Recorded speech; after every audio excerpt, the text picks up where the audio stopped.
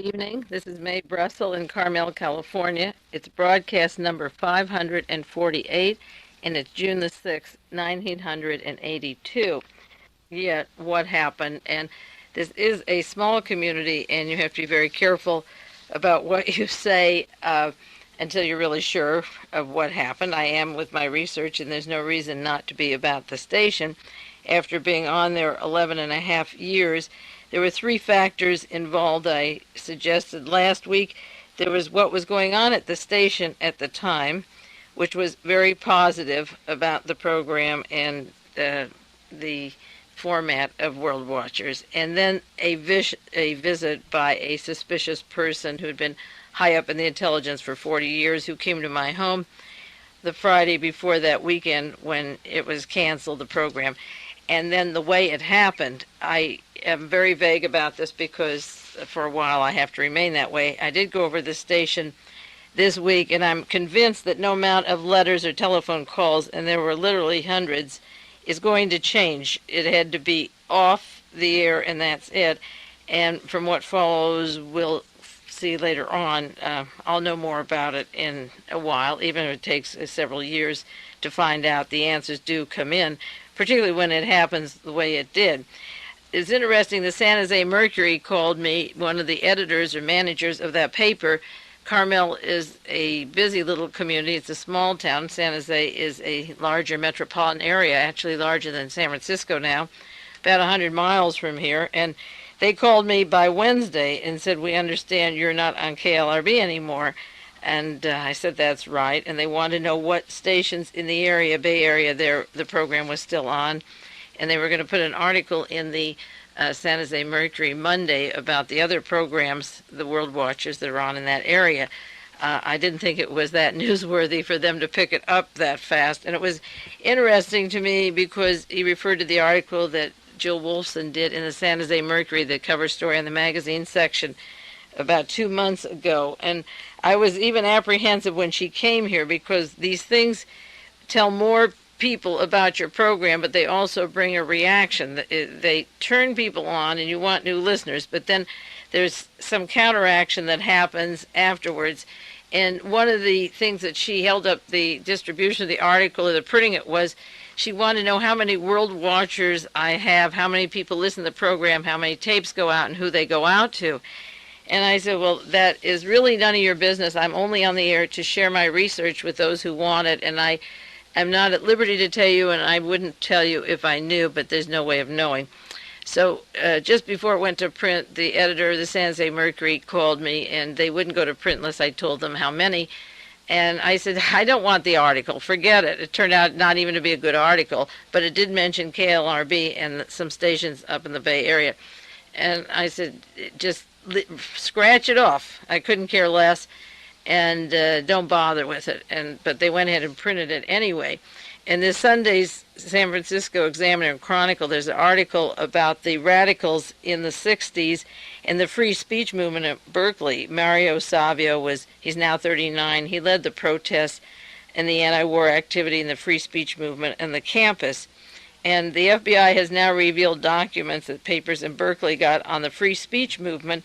And in those documents, there were memos of J. Edgar Hoover going back to 1960. This is before the Kennedy assassination and before the war in Vietnam had really escalated as of 1964.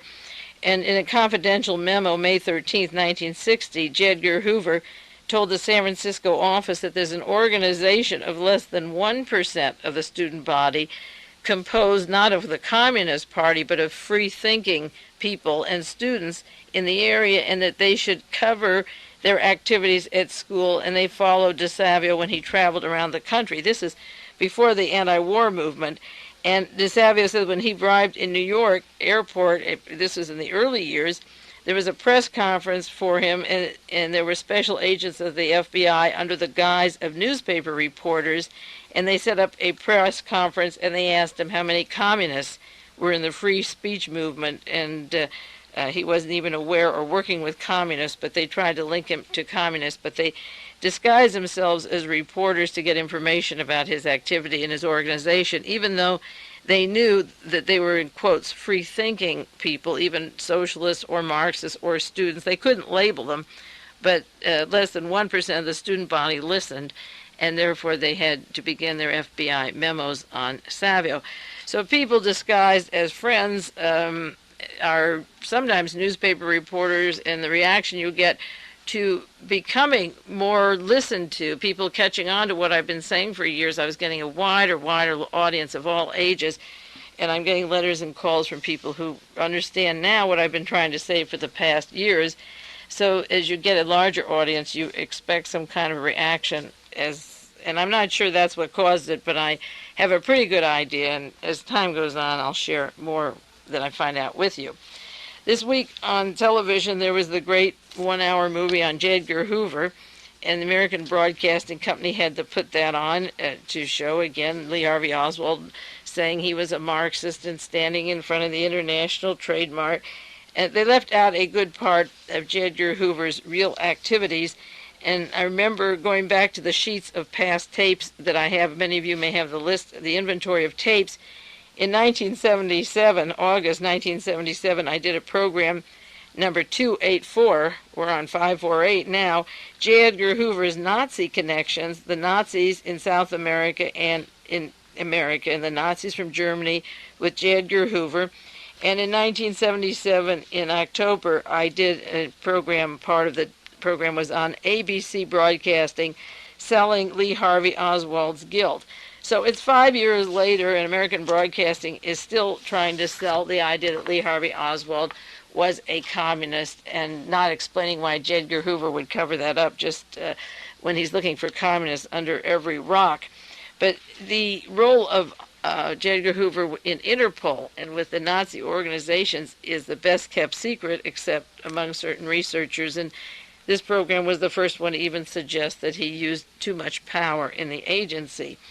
There was an article in Gung Ho that I referred to several weeks ago on program 545 by William Seymour, called The CIA's Man for All Nations. And in the July issue of Gung Ho, which is an interesting magazine, put out in Derby, Kentucky, Charlton Building, if you want to order it, Derby, Kentucky 06418, you can write and send for copies. A new subscription is $14 for 6 issues. They advertise, get there quick with Gung Ho. This is July issue. Do you crave fast action? And it tells how to fight in Afghanistan, Africa, Central America, and so forth. Read what the professional reads and learn tricks that keep you alive to fight another day. From mercenary operations to Africa to presidential guards in America. And I'm sure they're referring to guards such as those that, in quotes, protected John Kennedy, or even Ronald Reagan, with the double shooting, the possible double or triple assassins right there at the Hilton Hotel in Washington, D.C. in March last year when Ronald Reagan was shot. This magazine, the articles that I have for May, June, and July, seem to be very honest, direct articles with some good information in them, and I'll be doing some more with you about these articles. But they're advertising how to operate as presidential guards in America. Now, J. Edgar Hoover, the part they didn't show in the movie, was active in the organization Interpol, and I'll do a detailed broadcast on that again for you. I haven't done one in the last 3 or 4 years. Hoover was affiliated with Interpol as early as 1935. He had direct contacts with them, and this was the international police that Hitler founded in the 20s after they began rearming Germany. He had direct communication with the high officials, Mr. Oscar Dressler and Mr. Heydrich, the Reinhard Heydrich, the chief of the Nazi police, and he was the one who began the Jewish solution of killing all the Jews that they had on the continent of Europe and elsewhere if they conquered that. Heydrich was president of Interpol from 1940 to 42. Hoover had to lose his connections in 1941 after Pearl Harbor was bombed because he had pictures of Nazis in his office. And after Heydrich was assassinated in 1942 in Germany, Ernest Kaltenbrunner took over the Interpol presidency, and then he was hung for war crimes at Nuremberg in 1946. But in 1946, J. Edgar Hoover became the vice president, taking over the old files of Jews to be exterminated. And these files are on microfilm and I understand, are still kept very much intact and are used by hit squads. And Mr. Bauman was chief of the Secret Service in the United States. He was elected as vice president to Interpol. So when Gung Ho advertises how to operate with presidential guards in America, and when the chief of our Secret Service in the United States is vice president of an organization that worked with the Gestapo before and after the war, and J. Edgar Hoover became vice president of Interpol after the war in close affiliations with the Nazis continuously, you can understand how easy it is to off a president and have all the information of where he'll be and cover it up. And J. Edgar Hoover, of course, was the man described, at least in this program, as saying the lone assassin, that Oswald was the loner. And they tried to explain on ABC that maybe he was covering up for the mafia, the organized crime syndicate that didn't like the Kennedy brothers, or he was covering up for Fidel Castro and the Russians. Well, I hardly believe that's the case. But by making Oswald the loner, they could divert all the Nazi connections that I've dealt with many times on this program and will always in the future.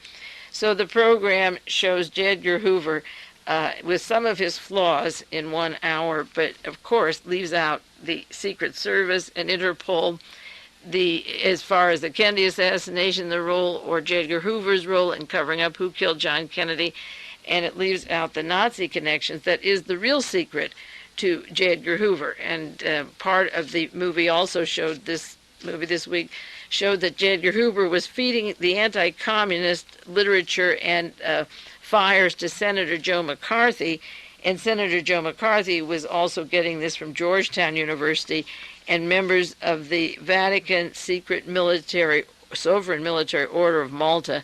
And I want to do more on that this evening, part 2 of the Sovereign Military Order of Malta. I mentioned it last week, part 1, the men behind the Counter-Reformation. This is an article by Kevin Coogan, Coogan, published by Jonathan Marshall in his newsletter of February 1982.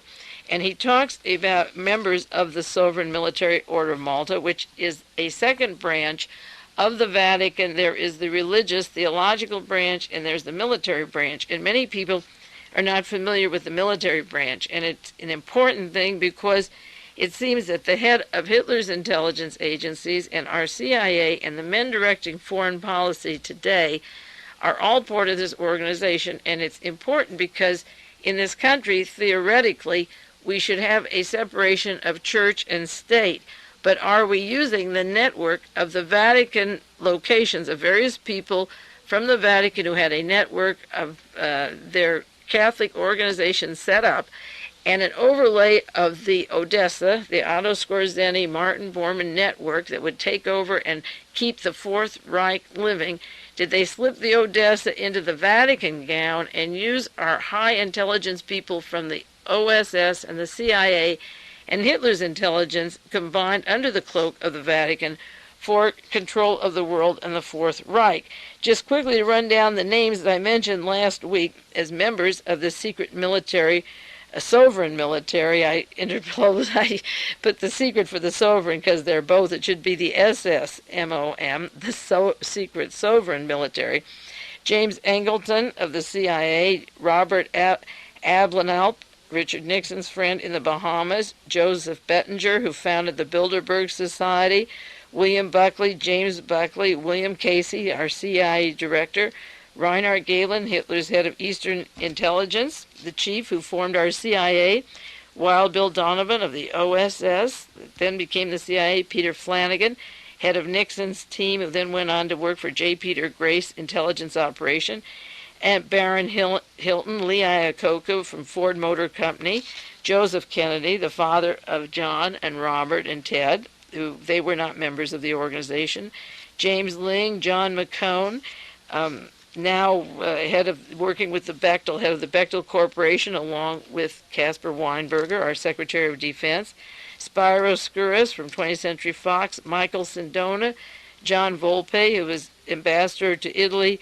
Vernon Walters, the roving ambassador to every country for the Defense Department, and also a member of the Sovereign Military Order of Malta, and William Clark, a very important man. There was an article about William Clark in the paper just this past week, a question, or 2 weeks ago in the newspaper, about William Clark's role in Washington, D.C., and it described him as one of the most important men in Washington, D.C. at the present time, and that he also was responsible for bringing over Helene von Damme.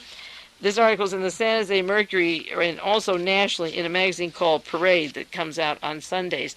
And William Clark is described very clearly as a devout Catholic who was in counterintelligence in Europe. He was appointed to the California Supreme Court without a law degree by Ronald Reagan. He now is director of the National Security Council. He brought over Helene von Damme, who incidentally also was brought over by Otto von Bolschwing, the man who helped the Iron Guard escape from Europe, those men that you saw on 60 Minutes a few weeks ago, and I've mentioned that Nazi criminal who's been in the Silicon Valley with the Defense Department and Hewlett-Packard and working with Wilson and Turple and the Defense, the CIA, the NASA group. He just died a few months ago, von Bolschwing, but he was instrumental in bringing over Helene von Damme, and also William Clark was supposed to. So the two in counterintelligence placed a woman in the office of Ronald Reagan to make appointments as governor. She worked for him in California 8 years, and she now has that office right next to him in the White House, the office closest to him, to help make selections for appointments. So William Clark is a member of this organization. I referred last week to a book, Real Lace, by Stephen Birmingham, published in 1973, Harper and Row, New York.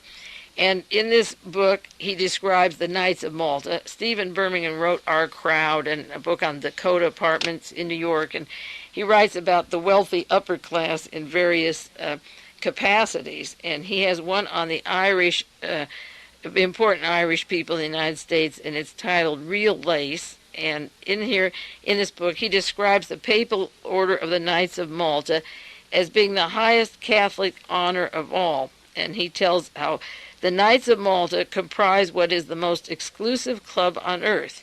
They are more than Catholic aristocracy. They are the nobility and the royalty. There are over 600 million Roman Catholics, but only 8,000 Knights of Malta. And he goes into the importance of them, that they began and were founded in the 11th century, originally as nursing monks. The Knights captured the island of Rhodes, Rhodes, by the Byzantine Empire in 1309 and called it sovereign, and they were moved out and then went to Malta. They were replaced and set up their hierarchy in Malta.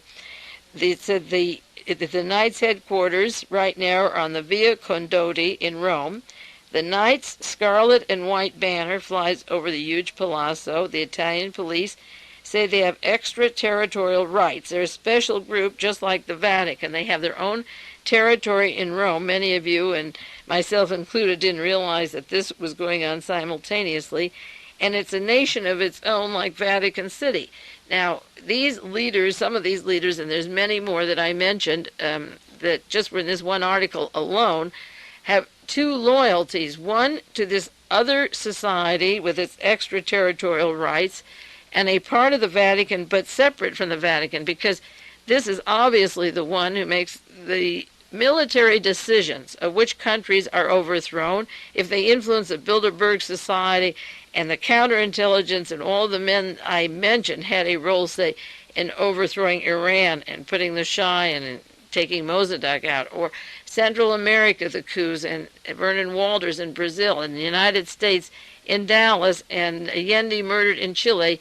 They have played a role in what I once run down was 77 military dictatorships that were overthrown, and the countries were overthrown and military dictatorships were put into power, and that would be consistent with the role of the authority of the Vatican and of these people working for not a democracy, because a democracy makes you weak. And I have some more quotations. I had some on the air last week, and I'll give you some more of the thinking of the Knights of Malta. Now, this book by Stephen Birmingham talks about their extraterritorial rights, and there are 35 foreign nations that have full diplomatic relations with the order. Over the centuries, Catholic kings and queens have been knights and dames of Malta. There is a mixture of Eastern and ancient European nobility, newly rich North and South Americans. Among the most prominent members are King Baudouin of Belgium, Henri d'Orléans, pretender to the throne of France, and Irishman J. Peter Grace, the Honorable D.J. Moore, I mentioned him last week, the ambassador to Ireland, and Danny Thomas, who built a $2 million hospital, St. Jude, in Memphis, Tennessee. This book says for years the Knights of Malta maintained a semi-secrecy about their membership and activities. They're rarely photographed. They put on their hats. They're festooned with ostrich plumes, golden spurs, uniforms with gold epaulets, sashes, ribbons, medals, and decorations. They're well known for their fundraising activities. They have kept their sights focused firmly on the order's ancient military past. You better believe that. With Angleton and Galen and Casey and Allen, the National Security Council, and the list of who's who. This is, and James Buckley and William Buckley, this is, and Vernon Walters and J. Peter Grace, the military branch.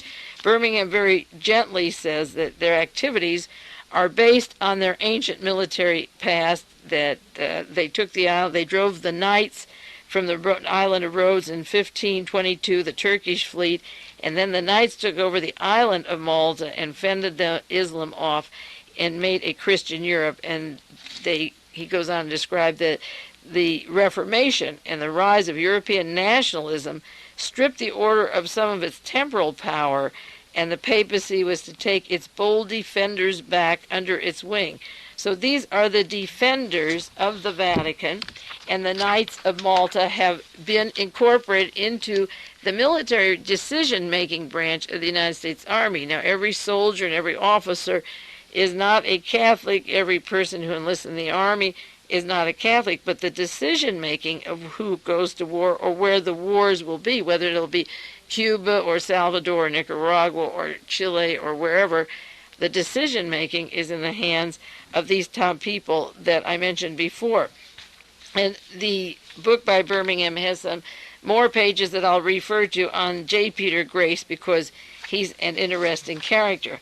Now, this article by Coogan is fascinating. He has some footnotes here about Father Walsh, the anti-communist from Georgetown University, that I mentioned him last week, and his links to a Major General Karl Hofshofer, the world's best-known geopolitician in Germany. And he mentions Avery Dulles. That's where I left off last week in this article, talking about Avery Dulles.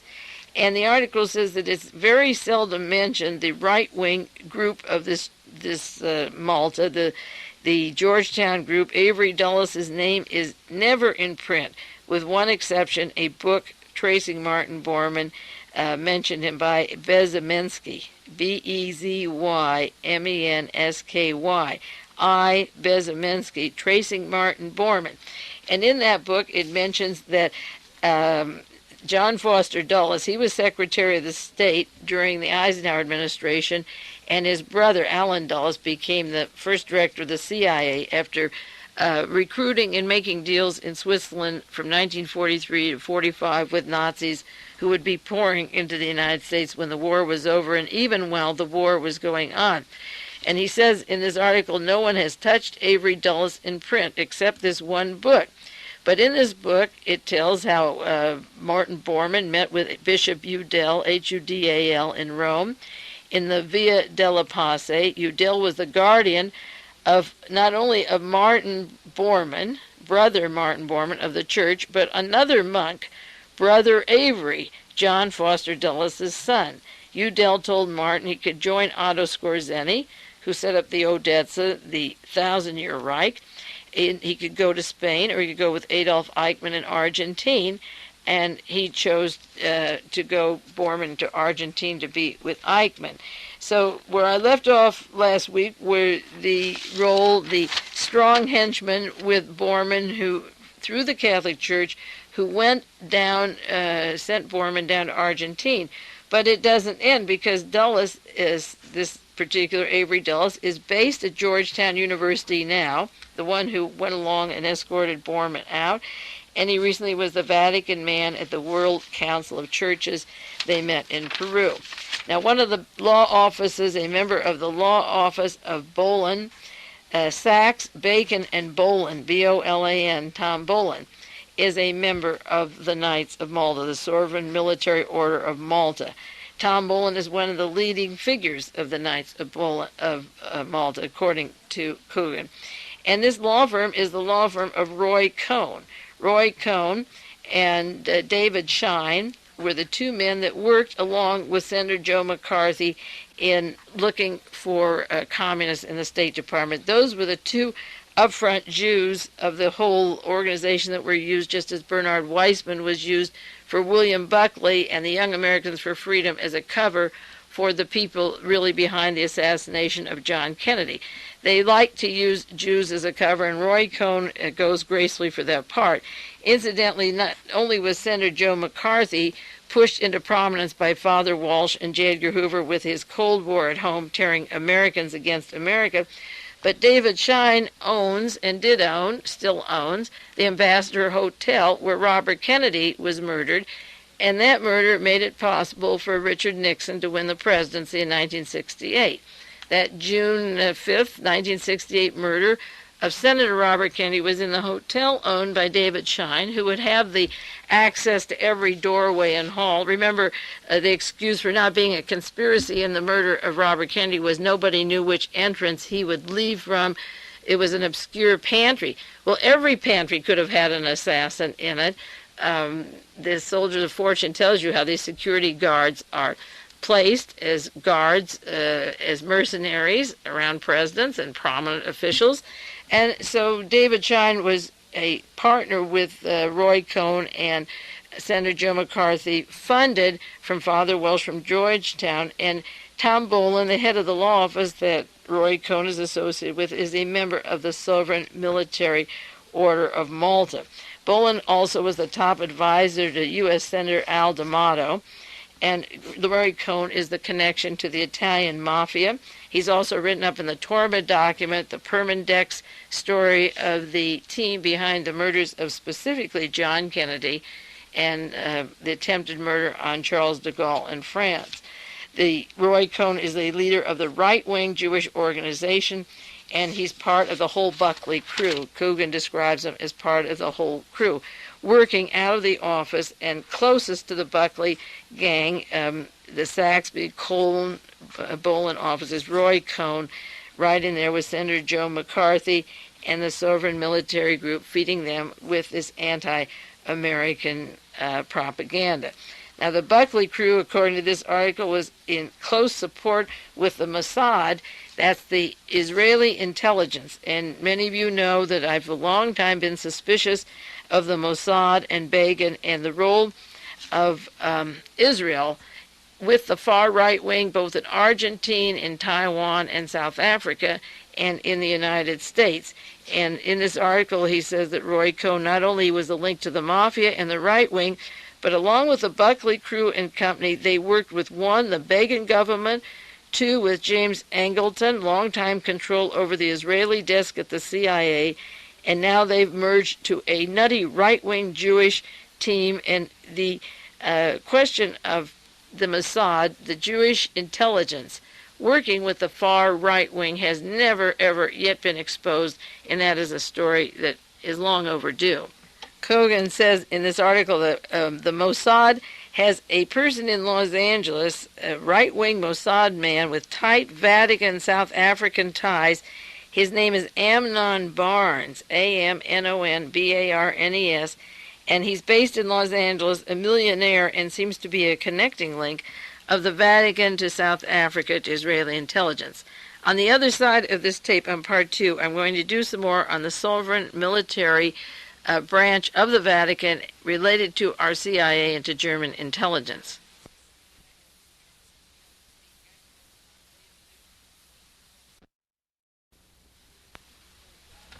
This is side 2 of tape 548, and it's June the 6th, 1982, and I'm doing part 2, a continuation last week on the story, The Men Behind the Counter-Reformation by Kevin Coogan, the links of the Sovereign Military Order of Malta, the Knights of Malta, to the intelligence operations in the United States, the decision-making policies, and their links to the Vatican, and the use of the American intelligence and the American government for close ties to policies coming out of the Vatican. Now, in this article, he mentions Cardinal Spellman, and who passed away not too long ago, and Cardinal Cook as being the spiritual center for the Knights of Malta, that in New York City, where the wealthiest St. Patrick's Cathedral is on Fifth Avenue, is the spiritual center for the Knights of Malta, and Cardinal Spellman was gung-ho during the Vietnam War. In fact, he is blamed in this article for having insisted that Diem, a Catholic, be president of Vietnam. The Buddhists were burning themselves, if you remember those scenes, and there was really a holy war there where they were trying to push the Catholics into taking control of Vietnam. And he refers to Cyril Tumanoff, Toumanoff, a white Russian who worked in Rome, who was in the official historical division there and a member of the official historical division of the Sovereign Military Order of Malta. And he says this Cyril Tumanoff told the author that John Kennedy felt uncomfortable with the Catholic connections and was somewhat ashamed of them, even though his father was a member of this group, and that he tried to show his independence from the Catholic roots. And the quotation here was, "This attitude was a mistake," that Joseph Kennedy was a leading member of the Sovereign Military Order of Malta, and that this was a mistake. Well, they would know because the whole team that I've listed here were part of the assassination group or the cover-up of the murder of John Kennedy. They had very important roles in the murder of John Kennedy or related to people around him, and I listed their names and some of them and the relationship to them. Now, Cardinal Cook in New York City took over this head of the Knights of Malta in New York City, and his major law firm for the Archdiocese of New York City, interestingly enough, is Roy Cohn's office. They used that office of Roy Cohn, Cardinal Cook, and the man, Roy Cohn, who was behind Senator Joe McCarthy and the scares in this country. Besides Cardinal Spellman's encouraging the war in Vietnam before Cook, he was, as I say, the spiritual center for this group, and Cardinal Cook recently was out against the limit of nuclear arms. The head of the Catholic Church in New York City came out when the protests were taking place. This was just recently about the nuclear arms. He came out against the limitation of nuclear arms. His role is to protect and spiritually advise Americans, and as the head of the Sovereign Military Order of Malta in Fifth Avenue and St. Patrick's in New York, that is his role. In the book, The Irish Lace, The Real Lace, rather, by Stephen Birmingham, he has some mentions of Cardinal Spellman, who took over this important political position in the United States, and I think they're interesting. There's a chapter called The Duchess Brady, and it has to do with a family, an American couple, Mr. and Mrs. Nicholas Brady, who in 1920 took over a villa in Rome. That was right after the Russian Revolution, when the monarchy were all fleeing out of Russia, and Herbert Hoover was over there arming the Poles and the Tsarists, preparing for World War II, just days after the Russian Revolution. An American couple went to Rome, and the Bradys had prominent people from the church as their guests, the princes of the church. And this book describes three of them: Cardinal Bolzano, Cardinal Gaspari, and Cardinal Pacelli. Cardinal Pacelli became Pope Pius XII and is described in the controversial play The Deputy by Rolf Hochhuth, Hochauth. His role with the concentration camps is described in this particular play. There's one scene where a messenger comes and says there's no synagogues left, and he says, "It's not my place. The Jews were not baptized." And there is a statement where the church is concerned, Herr Hitler remains a realist. It was a very controversial play. Pacelli became the Pope, Pius XII, and the Bradys were very close to him. They moved to Rome, as I say, in 1920. They kept their homes in the United States. They were related to the the head of the Bureau of Investigations in the United States Attorney General's office at the time, a Francis P. Garvin. And in 1925, a young priest in his 30s, Francis Spellman, went to Rome. He was just in his middle 30s as part of a papal Secretariat of State. It was an honor for the American to be there, similar to Pope Pius, John Paul II, going to Rome under Montini, who was Secretary of the Vatican at the time that they were writing passports for Martin Bormann. He was working for the Secretary of the Vatican. Well, at the end of World War I, Cardinal Spellman, Francis Spellman, he wasn't a cardinal then, he was a young priest. He went to Rome, and he stayed with the Bradys. He worked as a papal Secretariat of State, and when the Bradys needed a young priest for their chaplain over there, it was similar to Brideshead Revisited. They had their own chapel. They asked for Spellman, and he took the job. And then Father Spellman got a lot of money from the Bradys. They gave it to the Vatican, and in return, the Bradys were also knighted into the Knights of Malta. And in the book Real Lace, it says Monsignor Spellman was named Auxiliary Bishop of Boston in 1931. 7 years later, he was the Archbishop of New York, and in the process, he rewarded his friends and sponsors, the Bradys. In 1927, through his offices, Mr. Brady was given the Grand Cross of St. Gregory, and Mrs. Brady and Mrs. James Farrell were named 2 of the 3 dames of Malta in the entire United States. Genevieve Garvin Brady became the Duchess Brady in the United States, holding a title, while the brother is the head of the Bureau of Investigations in the United States for the U.S. Attorney General's office. And then this book, Real Lace, goes on to tell their inheritance of $25 million in directorships in 50 corporations, and the links of the Brady family to helping bail out the Chrysler Corporation when they needed a long time before. And then Real Lace goes into another subject. They get away from Cardinal Spellman, who was so political and controlled so many rich Catholics in New York City. And living next door to these people who were influential with Cardinal Spellman was Joseph P. Grace Estate. Joseph Grace was one of the sons of Irish-born William Russell Grace. And they get into the politics, the next-door neighbors, and these were all part of later the Sovereign Military Order of Malta. There was an Irishman that came to this country by the name of William Grace, and he was very political. He worked with Father Coughlin from Detroit, who was very anti-Roosevelt, a far right-wing fascist man of the church, Father Coughlin. Many of you are too young to remember that era. But William Grace had come over to this country with his brother, Michael Grace, and they set up the W.R. Grace Steamship Company, which I mentioned last week. They sold to Spiroskouras, another member of the Sovereign Military Order of Malta, and they owned the Grace National Bank, founded in 1850 from Peru. They started there taking money out of Peru. And then their sons, they had a family, and one son was Joseph P. Grace, and that lived next door to the Bradys and Spellmans. And then J. Peter Grace, of course, is directly related to them. And this family had a history of close association with Father Coughlin and extreme right-wing in the United States, the right-wing policies. Now, in the book, The Nazis Go Underground, that I've mentioned several times, or many times on this program, written by Kurt Reese, it describes the plans from 1943 to 1945 to take over the world, actually the Fourth Reich, to keep Hitler's legend alive, and how they would reorganize themselves to get ready for the Fourth Reich or the continuous third, whichever way you want to name it.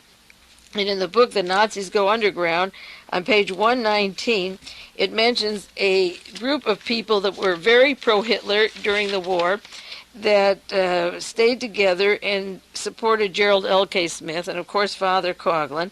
And they considered, if I were a Nazi coming in the underground to the United States, where would we go? And they thought about SS General Kaltenbrunner, that he was the head of Interpol before he was hung, and all of his files, and what would we do for future possibilities in the United States. And one of the things they considered, the organizations in the group they considered, would be with William Grace. And in the book, The Nazis Go Underground, it tells how one of the associations they would have would be the Republican Nationalist Revival Committee, almost undistinguishable from Mr. Grace's group, and its president, P.H. Monahan, active before Pearl Harbor, was the secretary to Grace. So they had a direct link to J. Peter Grace and to William Grace, and the Nazis had planned to use the Grace Corporation to continue what Kaltenbrunner was doing with his files, and J. Edgar Hoover, the director of the FBI, was using those files before Pearl Harbor, and in 1946 became vice president of Interpol when Kaltenbrunner was hung. So that J. Peter Grace was a constant barometer of the farthest right wing in this country. I mention this because all of them are high officials in the Sovereign Military Order of Malta, and Grace just got a cabinet position appointment by Ronald Reagan. In the book Real Lace, it tells about the relationship of the Grace family and William Grace to that Catholic priest from Detroit, Charles Coughlin, Father Coughlin, and what he was saying on his radio programs. He had a controversial radio program, and he mentions 350,000 letters at one time that he would get, and he was referring to Franklin Roosevelt because he wanted to arm against fascism and Nazism in Europe, particularly after the Spanish Civil War. I think some Americans could see what was coming down, and Father Coughlin referred to him as a scab president, as anti-God, as an upstart dictator, and would say on the radio that Roosevelt's chief supporters were communists. I remember when I was at Stanford from 1940 to 43, there would be signs and posters about Franklin Roosevelt that he won by a nose, and there'd be big Jewish noses on cartoons all around the campus. I didn't even have any idea what they meant. My folks didn't discuss it with me, and the professors at Stanford didn't talk about it. But the Grace family was very close to Father Coughlin, and there's two books, The Nazis Go Underground and This Irish Lace, and I'm sure there's many, many more, on the relationship of the very far right-wing Catholic Church finding Franklin Roosevelt and his policies, and they were very pro-Hitler and pro-Germany all along, wanting the United States to line up with Germany against Britain and, of course, against the Soviet Union, and the Vatican right there with the people who gained the highest honors before and after the war as a part of the war machine. An example of before the war that isn't in the article by Coogan, but is in the book Real Lace, describes a Thomas Murray who was made a Knight of Gregory and a Knight of Malta. He was from the Consolidated Edison Company, and he got these knighthoods, two of the most prestigious papal orders during World War I. Meanwhile, his invention for welding shells was found to be the only one that could be used in the production of 240 millimeter mortar shell, which earned him, in addition to another fortune in government contracts, a special commendation from the War Department.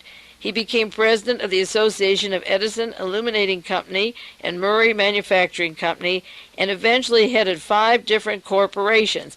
So Mr. Murray is made a knight by the Vatican, the military sovereign group of the Vatican, for his great contributions, and during World War I, he is inventing these shells and the mortar that have killed so many people, and he's also getting commendations for the War Department. I don't want to sound anti-religious because I can go into Roy Cohn and David Schein and the Jewish Nazis, just as Idi Amin is a black Nazi. The fervor with which certain people will sell out their soul or their beliefs, or even they believe them, has no boundaries, and I don't want to sound anti-Catholic. I've been against Israel's arming and selling weapons all over the world. How can a religion be an arms supplier? But there's no contradiction at all, and I just mentioned this Thomas Murray of the Knights of Malta to show you the commendations both from the church and from the U.S. War Department simultaneously. Even more horrendous was after World War II when Reinhard Gehlen, who wanted genocide by the millions and starvation by the millions and managed to disarrange and kill millions of people in Europe, was immediately made a member of the Sovereign Military Order of Malta. Now, as far as the Grace family goes, this article mentions James Peter Grace as president of the United States section of the Sovereign Military Order, and he's the one, again, who's just been recently appointed to cut down expenses in our federal government, which means putting your finger on the poor and letting the rest go free. He's got 8 members of the Grace Company at the present time. On the board of Grace Company are members of Malta, and only 2 of them are mentioned in this article. The other 5 or 6 we'd have to guess who they are. Those 6 are left blank. But one is John Moore, who was the former ambassador to Ireland, and the other is Felix Larkin, Larkin, who's chairman of J. Peter Grace, and at one time was general counsel for the Defense Department from 1949 to 1951, and in 1951 he got the highest award from the Department of Defense. So he was in the Defense Department general counsel for them during the Korean War, when Alexander Haig got his promotions from West Point and went to Taiwan, when Fritz Kramer was advising these people in the Pentagon, and we can't yet discriminate whether Fritz Kramer was that prisoner at Dachau, number 33. I'm still working on it as much as I can. At the time of the Rosenberg trial, again, that was the beginning of the Cold War at home, the prosecution of the Rosenbergs, and then the McCarthy hearings and the Alger Hiss, and the escalating of the Richard Nixon career by chasing Reds, all of them lined up with the Nazi war criminals, and at the same time, J. Peter Grace, a working partner, through these years with Otto Ambros over in Germany from I.G. Farben, who designed the slave labor at Auschwitz and the chemical, the Zyklon B, that for the extermination. So J. Peter Grace had general counsel for the Defense Department. On his board, he's the chairman of J. Peter Grace, honored by the military of Felix Larkin. And this article also mentions Grace as being a director of Kennecott Copper. The book Real Lace also mentions one of the neighbors of Grace, and also part of the Knights of Malta, as a director of Anaconda Copper. So it doesn't make it too difficult to imagine why John McCone of the Sovereign Military Order of Malta and Bechtel Corporation, and CIA director when John Kennedy was murdered, would be instrumental in helping overthrow Allende to keep the slave wages for the copper wire and put Pinochet into a Nazi military dictatorship in Chile. Peter Grace is the director of Kennecott Copper and one of the heads of Radio Free Europe. If any of you saw 60 Minutes a while back, 2 or 3 weeks ago, it mentioned Nazi war criminals that were put on Radio Free Europe that should not have been allowed there. There were many of them from the Iron Guard. They didn't even mention Mr. Triffia from the Iron Guard, who was brought there. And again, Otto von Bolschwein, the Nazi war criminal who was allowed to get into this country, was instrumental in allowing the Iron Guard to escape from Romania by his own accounts. They were one of the most cruel group in Europe with the concentration camps, and he helped them escape to Berlin, and they were brought to this country, and some of them then were working for J. Peter Grace on Radio Free Europe. If I'm throwing a lot of names at you, and I am, because this article that was done by Kevin Coogan has a lot of names in it, and I'm trying to make sense for you regarding the names that he's used in his article. He simply gives the names, but it's a short article, 4.5 pages, but it doesn't make the connections. But just to explain every once in a while what I'm trying to say, or the thesis of what I've been saying for many years, is that the top Nazis worked with Allen Dulles, John Foster Dulles, and Dulles' son, with Georgetown University, with political senators, with Nazi criminals, to bring them into the United States to make Cold War, to prosecute people, to be witnesses, to play a role that affected the very fabric of this country. There is a television movie this week, Theodore White. He's been talking about the state of America. He has a book out on the state of America and the decline of optimism or feelings since 1956 and what's going on in this country. And the one point about his 1-hour interview, and I know he has a whole book that will leave out the essence of America, is that after 1956, there never was another election in this country. And if you can't get to the heart of what happened to this country, you can't answer the individual single problems that are taking over and strangling this country today. Because 1956, there was an election, and in 1960, that election was overturned by a bullet. A man who won the election was murdered. And he was murdered at a time when he might have pulled troops out of Southeast Asia, might not have gone along with invading. He didn't go along with invading Cuba, might not have gone along with invading Southeast Asia, just as we had done in Korea, and weakened ourselves even at that time. So 1960 was an election that was canceled out. We had an election. Richard Nixon was the selected president, and he lost. And he worked with these teams of J. Peter Grace and James Angleton and Robert Ablanap and Reinhard Galen and Prince Bernhard and William Buckley and James Buckley and William Casey and Wild Bill Donovan and Peter Flanagan. And all of these people had a role with Richard Nixon and the team, Vernon Walters and all of them, Michael Sindona, and they're all linked to the Nixon and now the Reagan administration. So when their chosen man, who'd done them so many favors, bringing in the Iron Guard and all the top Nazis into this country through Project Paperclip and continuously through the Korean War and on, they could stay and become instrumental in Radio Free Europe and propaganda machines. When he didn't win the war and win the election, it was a war in 1960. When he didn't win it, his opponent could be murdered. And in 1968, when Robert Kennedy came along and wanted the presidency, he could be murdered. Nixon became the president. There was a little interim there where Lyndon was in, and then he stepped out, and Richard Nixon became the president. And in order to assure those votes, they had to shoot Wallace to get the other conservative votes out of the way to make sure they had enough to win that election, and Nixon was in. Jimmy Carter was just a little gap by the powers that be until they could put Ronald Reagan in. And all of these people had an important role. So when Peter Grace was ahead of the Radio Free Europe and worked with Mr. Trivia, who Richard Nixon had giving a prayer at the Senate, heading a Senate prayer meeting, and Nazi war criminals bringing the Iron Guard like they were going out of style. Peter Grace was instrumental, along with Otto von Bolschwing, who began working for Warner Lambert and Elmer Bobst, the godfather of Richard Nixon. When he lost the election to John Kennedy and didn't become governor of California, he was brought to a New York office immediately, and Warner Lambert Pharmaceutical and Elmer Bobst, the same people that were directing the life of war criminal Otto von Bolschwing, the superior of Eichmann. They were also working with Richard Nixon.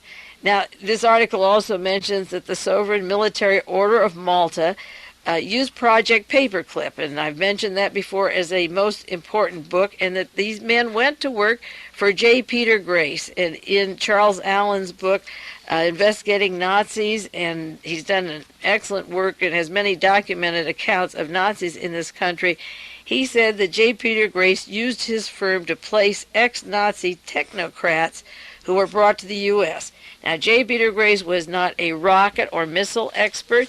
He was an extension of I.G. Farben and the Fourth Reich, and all that is putting fascism into power in every country. So he brought in businessmen to continue the Odessa or the Fourth Reich under his organization. Now, this article also mentions the one by Kevin Coogan on the Counter-Reformation, the use of the Vatican and the military order of the Vatican to control events that are taking place in our lives today.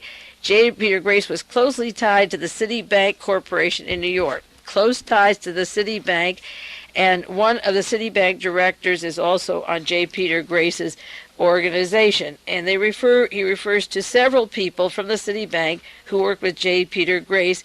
One is Robert Millikan from South Carolina, and that's a very important state. It's also brought up in conjunction with persons in the military order in real lace from South Carolina. And Robert Millikan from South Carolina was the financial angel of Strom Thurmond.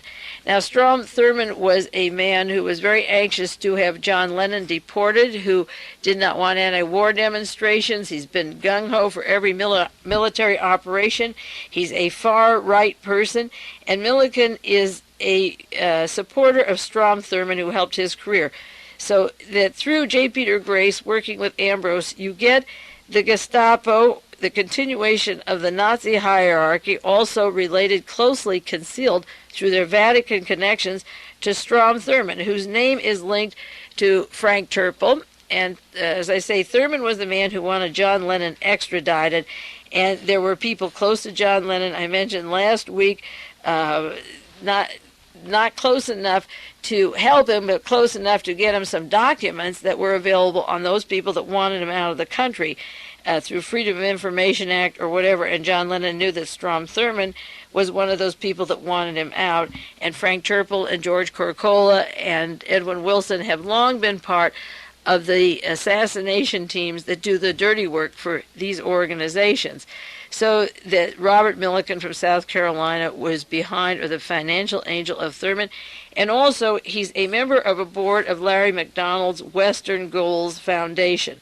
It quotes his own private organization. And I've mentioned many times Robert Byron Watson, who testified before the House Select Committee on Assassinations, and they deleted the information, and he gave it to Mark Lane, who deleted it from his book, and Dick Gregory, who deleted it from his book on Martin Luther King, the allegations of Larry McDonald's work with the far right wing of the drug smuggling hit teams, the assassination teams that were behind the murders of John Kennedy, Robert Kennedy, and Martin Luther King.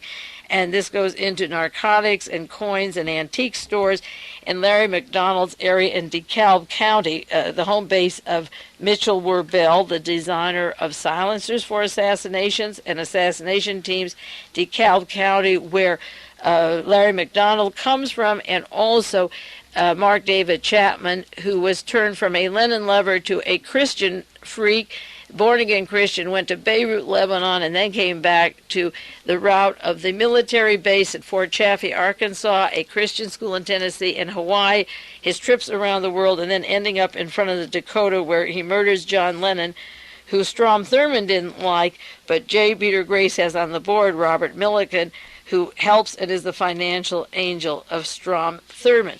Every assassination or every important murder has an outline of weaponry, training, locations of the real suspects, where they were, their links to the military.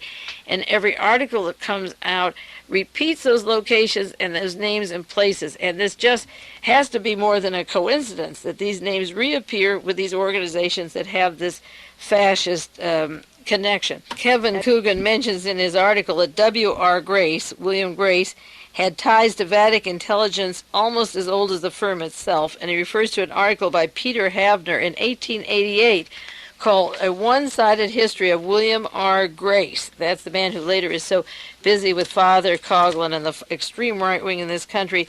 It was called The Pirate of Peru, and he wrote at the time the fascist leanings of Bill Grace and the racket that he was running under the Jesuit organization.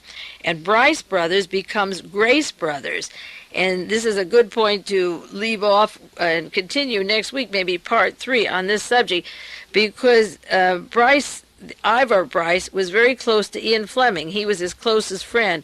And Ian Fleming set up for British intelligence a landmark location in Montego Bay in Jamaica that is described in the Torbett document and Intrepid, William Stevens's organization of British intelligence. And down in Montego Bay are people important to the murder of John Kennedy and the Permindex group. This is described as in the Torbett document that you can get. It's available. It's $15, and it has a description of the people behind the murder of John Kennedy, or some of them. But Ian Fleming was very heavy in British intelligence. In fact, there's a biography of Fleming that Bryce wrote called You Only Live Once. Remember, Fleming used the title You Only Live Twice. So that the Grace family and their links to I.G. Farben and to Otto Ambrose over there, and to the Vatican, to the CIA, to people in South Carolina such as Strom Thurmond, the tentacles go everywhere, part of the Borman Brotherhood or Otto Skorzeni's Odessa. I'm trying to describe maybe parts each week of a complicated network that was arranged starting in January 1943 by Adolf Hitler to take over the world and control and keep the 1,000-year right going. And the question is, are our intelligence agencies in the United States diverted for that goal, and is that what's happening to the United States right now? I believe that is what is happening right now. In the meantime, we'll go back to this part 3 probably next week. Keep well and take care. And this is Mae Brussell in Carmel, California.